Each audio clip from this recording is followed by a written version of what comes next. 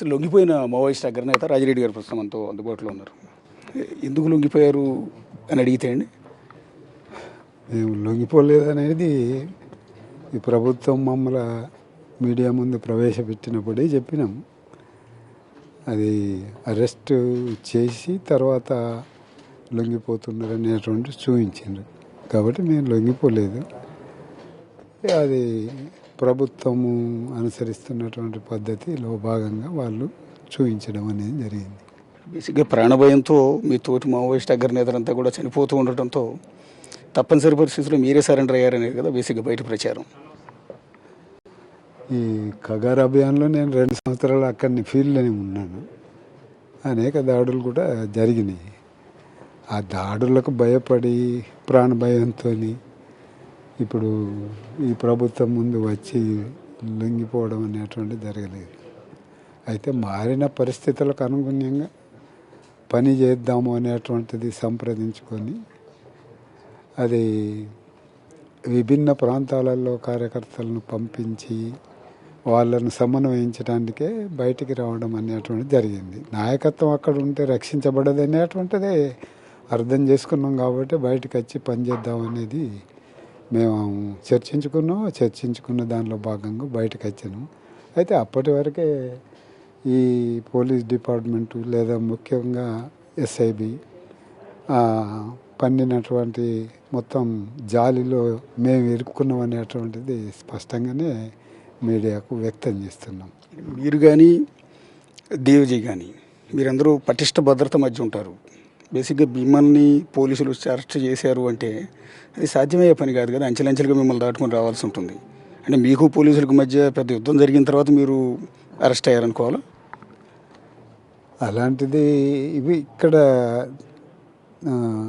తెలంగాణకు వచ్చిన తర్వాత మామూలు పోలీసు బలగాలు చుట్టుముట్టింది లేదు. మా బలగాలు మధ్యలో ఉండి రక్షణ తీసుకుంటూ బయటకు వచ్చింది లేదు. అయితే ముఖ్యంగా పరిస్థితులలో మార్పులు ఒకటి ఉంటే కగారు దాడిలో భాగంగా విభిన్న రాష్ట్రాలలో వేరు పద్ధతులలో ఎత్తుగడలు రూపొందించుకొని పార్టీని నిర్మూలించడానికి దాడులు కొనసాగుతున్నాయి. తెలంగాణ ప్రభుత్వం కూడా జనజీవన స్రవంతిలోకి తీసుకురావాలనే ఉద్దేశంగానే ఇంతకాలం పనిచేసినటువంటి మావోయిస్టులను చంపకూడదనేటువంటి నిర్ధారించుకొని డిపార్ట్మెంట్ను కూడా ముఖ్యమంత్రి రేవంత్ రెడ్డి సర్కార్ గైడ్ చేసింది. కాబట్టి ఆ పద్ధతిలో వాళ్ళు మేము బయటకు వచ్చిన తర్వాత బయట పట్టుకొని మీడియా ముందు ప్రవేశపెట్టిన తప్ప ఇదేదో ప్రాణ భయము ఇంకో భయంతోనైతే మేమైతే బయటికి రాలేదు. మీరు బేసిక్గా 46 ఏళ్ళు ఉన్నారండి ఉద్యమంలో. ఆల్మోస్ట్ జీవితం అంతా అడవుల్లోనే ఉన్నారు, తుపాకీ పట్టుకునే ఉన్నారు. ఒక విధంగా చెప్పారంటే సరే, ప్రజా సమస్యల మీద మీరు ఉద్యమం బాట పట్టారు, జీవితాన్ని కంప్లీట్ దానికి అంకితం చేసేసారు. ఈ 46 ఏళ్లలో రాజిరెడ్డి గారు ఏం సాధించారు అని అడిగితే 3 ముక్కల్లో ఏం చెప్తారండి? మేము ఈ ప్రజా ఉద్యమంలో చేరి పార్టీని ఒక రకంగా చెప్పుకోవాలంటే 70వ దశకంలో పార్టీ నష్టపోయిన దాన్ని పరిపూర్తి చేయడానికి చాలా తీవ్రంగానే ప్రయత్నం చేసి విభిన్న ప్రాంతాల్లోకి పార్టీ నాయకత్వంలో ఉద్యమాన్ని విస్తరింపజేయడం జరిగింది. అట్లనే డీకేలో ముఖ్యంగా ముందు తెలంగాణలో రెవల్యూషనరీ పీజెంట్ కమిటీలను కూడా ఏర్పాటు చేయడం జరిగింది. అదే పేరును జంతర్ సర్కార్ పేరుతోని డీకేలో నిర్మించడం జరిగింది.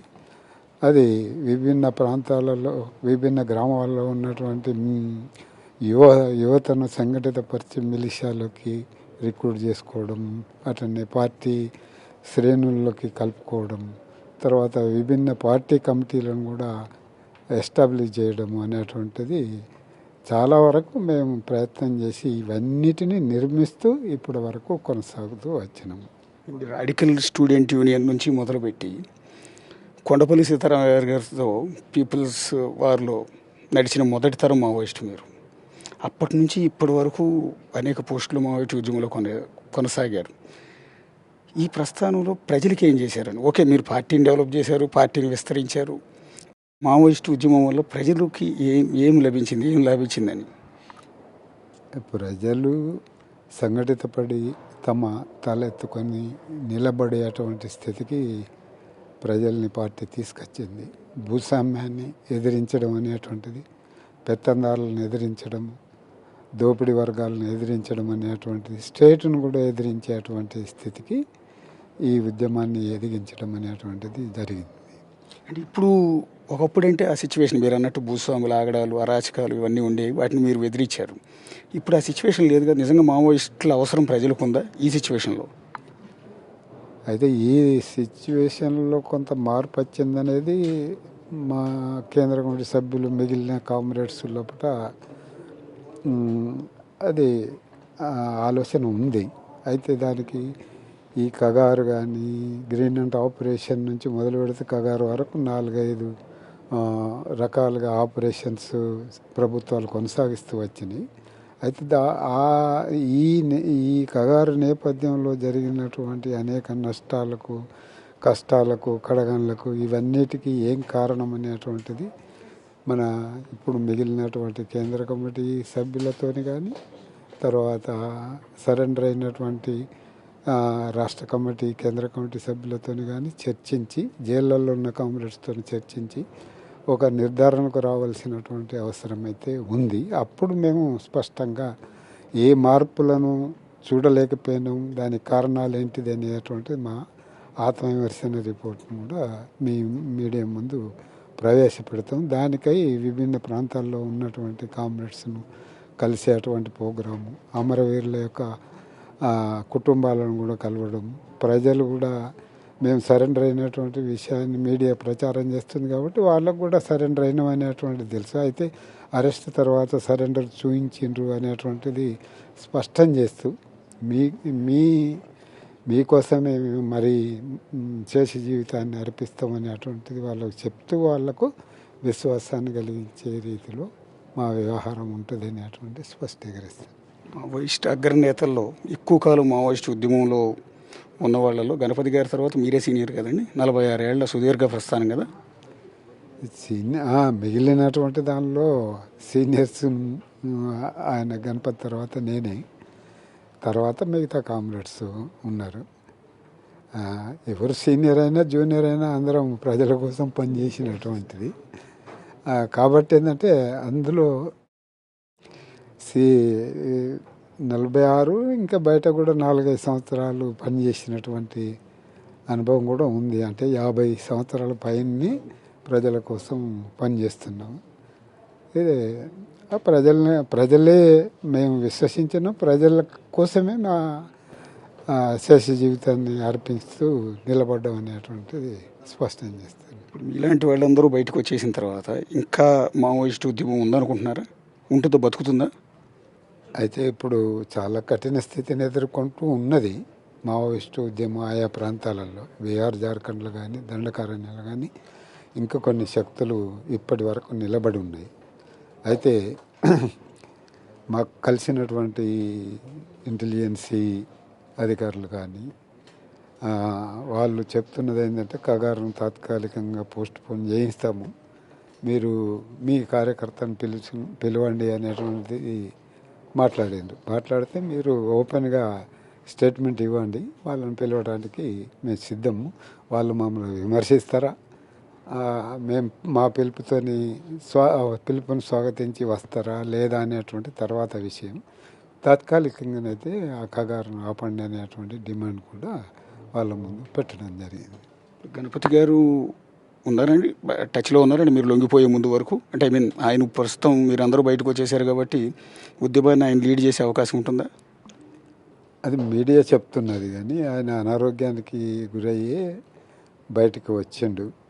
అయితే ఆయన లీడ్ చేయగలుగుతాడు లేదా లీడ్ చేయలేడు అనే మీమాంసలోకి వెళ్ళే బదులు ఆయన ఉంటే మిగతా వాళ్ళు కూడా ఆయనకు సహకరిస్తే అందరు కలిసి ఒక సమాఖ్య నిర్ణయం తీసుకొని దాన్ని ఏదైనా చేయగలుగుతారు తప్ప ఒక్కడే చేయడం అనేటువంటిది సాధ్యం కాకపోవచ్చు. ఆయన ఇప్పుడు ఏ పరిస్థితులు ఉన్నారు అనేది చెప్పలేము. 2 సంవత్సరాల క్రితం కలిసినటువంటిది, ఇప్పుడు ఆ 2 సంవత్సరాల నుంచి మాకు సమాచారం లేదు.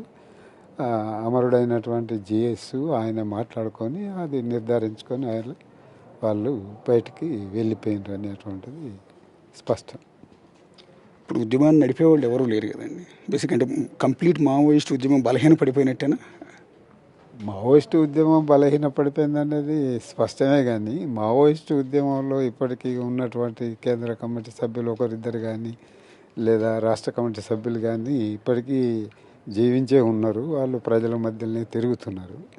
ఇక వాళ్ళందరూ ఏమైనా ఆలోచించుకోగలిగితే రేపు భవిష్యత్తు ప్రోగ్రాంను నిర్ధారించుకోగలుగుతారు. మా సహకారం కూడా వాళ్ళకు ఉంటుంది. వాళ్ళు విమర్శిస్తారా, స్వీకరిస్తారా లేదా అనేటువంటిది తర్వాత విషయం. వాళ్ళైతే ఇప్పటికీ కొనసాగుతున్నారు. చాలా సీనియర్ కామ్రేడ్సే ఇప్పటికీ మిగిలి ఉన్నారు. అట్లనే జైళ్ళల్లో కూడా ఉన్న కామ్రేడ్స్ వాళ్ళకేమైనా బెయిల్స్ వగైరా దొరికితే వాళ్ళు కూడా బయట ఉద్యమంలోకి బయట పనిచేయటానికి రావటానికి సిద్ధం కావచ్చు.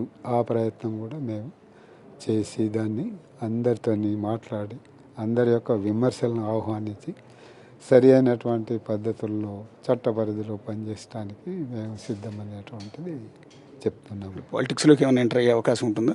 అంటే ప్రజల పక్షాన్ని పోరాడుతూ ఉంటున్నారు. No politics at all. ఇప్పుడు ఈ దశలో మేము ఏ రాజకీయ పార్టీలో చేరము. అలాంటి పార్లమెంటరీ రాజకీయాలకు పోవలసినటువంటి గత్యంతరం అయితే లేదు. ప్రజల కోసం పోరాట రంగాన్ని ఎంచుకొని ప్రజలు పోరాడితే మద్దతు ఇవ్వడం, రాష్ట్రాలు పోరాడితే కుల నిర్మూలనకు వ్యతిరేకంగా ప్రజలు పోరాడితే అది కాస్ట్ అబాలిషన్కు వ్యతిరేకంగా మా సమర్థన కూడా ఉంటుంది అనేటువంటి స్పష్టం చేస్తున్నాం. 46 ఏళ్ల తర్వాత మళ్ళీ జనజీవన స్రవంతిలోకి వచ్చారు. మీ కుమార్తెని చూసుకున్నారా? కుమార్తె పిల్లల్ని? జనజీవన స్రవంతి కాదు, అరెస్ట్ అనేటువంటిది ఇదివరకు కూడా చెప్పిన నేను. సరే, మా కూతురు, అల్లుడు, తర్వాత వాళ్ళ 2 పిల్లలు వచ్చి ఫస్ట్ కలిసిపోయాను. మంచిగానే ఉన్నారు. ఇంకా వాళ్ళు బయటికి రావాలనేటువంటిది కోరుతున్నారు. మా తమ్ముడు, ఆయన కుటుంబం కూడా వచ్చారు, 4. వాళ్ళు కూడా అదే విషయాన్ని వ్యక్తం చేశారు. అయితే వీళ్ళ అధికారులను అడిగితే రేపు మాపు అనేటువంటిది అంటున్నారు. ఈ 31 మార్చి దాకా వాళ్ళు వదిలిపెట్టేటువంటి స్థితి లేదనేది మేము గమనిస్తున్నాం.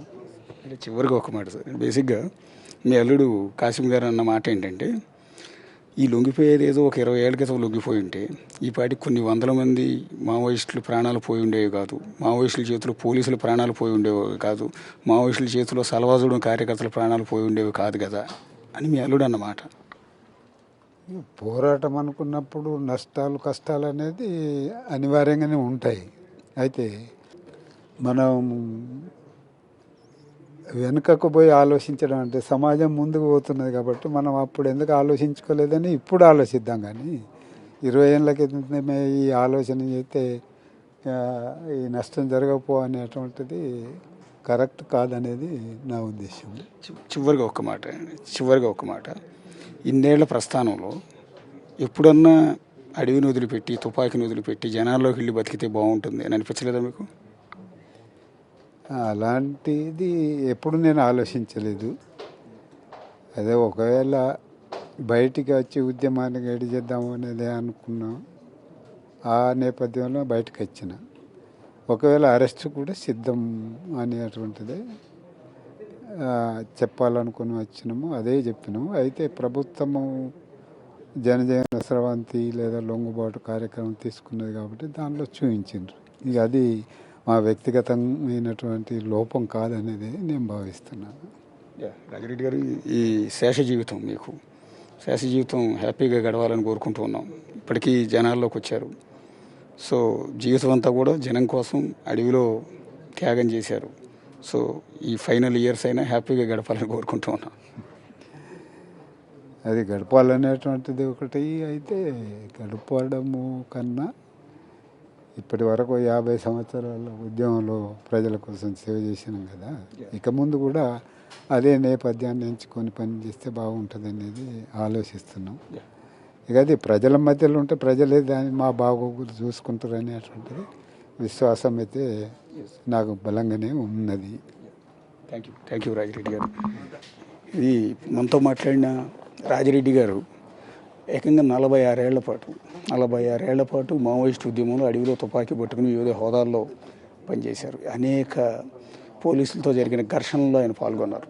ఉద్యమం మొత్తాన్ని దండకార్యంలో లీడ్ చేసిన మళ్ళా రాజిరెడ్డి ఆయన. ఇప్పుడు పోలీసుల ముందు సరెండర్ అయ్యారని మనం అనుకుంటున్నాం, కాదు పోలీసులు అరెస్ట్ చేశారు అనేది ఆయన చెప్తున్నమాట. For more videos like this, subscribe Big TV channel.